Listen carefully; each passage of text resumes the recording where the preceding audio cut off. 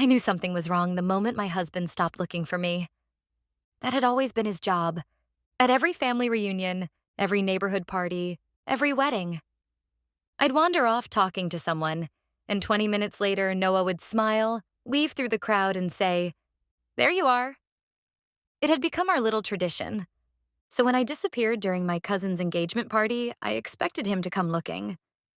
Instead, I heard him say 7 words that made my blood run cold.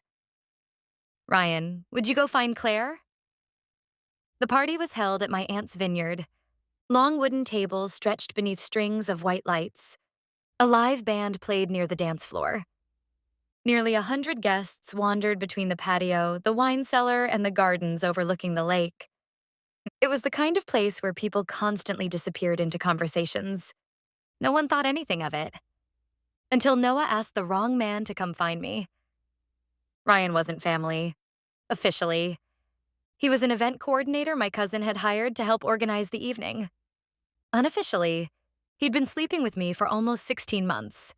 Affairs don't survive because people are careful. They survive because routines become invisible. Lunches, coffee, texts, a quick walk after meetings. Eventually, you stop noticing how much of your life belongs to someone else. Noah never accused me, never searched my phone, never asked why Ryan's name kept appearing. He simply became quieter, kinder, almost detached. At the time, I believed we'd finally grown comfortable together. Now I understand he'd simply stopped asking questions he already knew the answers to. The evening unfolded perfectly. Champagne, dinner, toasts, music. Ryan moved effortlessly through the crowd, making sure everything ran smoothly. Noah complimented him more than once. "Best event planner we've ever hired." Ryan laughed. "Just doing my job." Around sunset, I slipped away from the reception. The vineyard overlooked a small lake. I needed a few minutes alone. Or at least, that's what everyone believed. Ryan joined me 5 minutes later, just as we'd planned. We stood near the water, far enough from the party that nobody could hear us, close enough to return if someone came looking. "I hate this," I whispered. Ryan nodded. "We're almost done. We've been saying that for months." He reached for my hand, for just a second. Then footsteps echoed behind us. We jumped apart, only it wasn't Noah. It was my cousin. "There you are." She smiled. "They're about to cut the cake." We followed her back toward the reception. I convinced myself we'd been lucky. I was wrong. When we returned, Noah was standing near the dance floor talking with several relatives. He looked up, smiled. "There you are." The words sounded normal. Too normal. About an hour later, after the dancing started, I wandered away again. This time to the restroom. Or at least, that's where everyone thought I was going. Ryan disappeared from the reception a minute later. We met inside the greenhouse beside the vineyard. Just 5 minutes. That was all we'd planned. Then someone called Noah's name from across the reception. "Have you seen Claire?" I froze. Ryan froze too. We waited. Then we heard Noah laugh. "I'm sure she's around somewhere." A few seconds passed. Then he said it.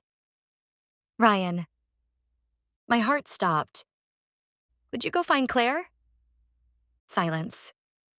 Ryan looked at me, looking for help. There wasn't any. I... He swallowed. "Sure." Noah smiled. "You always seem to know where she is." The sentence landed like a brick. Ryan didn't move. Neither did I. Outside, music continued. People laughed. Wine glasses clinked. The party carried on. Inside the greenhouse, everything had stopped. Ryan finally forced a smile. "I'll check by the lake." Noah nodded. "Interesting." Pause. I was going to suggest the greenhouse. The blood drained from my face. Ryan stared at him. Noah's expression never changed. Calm, patient, almost sympathetic. When did you find out? I whispered. The words barely escaped. Noah answered without looking away from Ryan. About 11 months ago. 11 months. Every birthday, every holiday, every anniversary. 11 months of him knowing. Every memory instantly changed.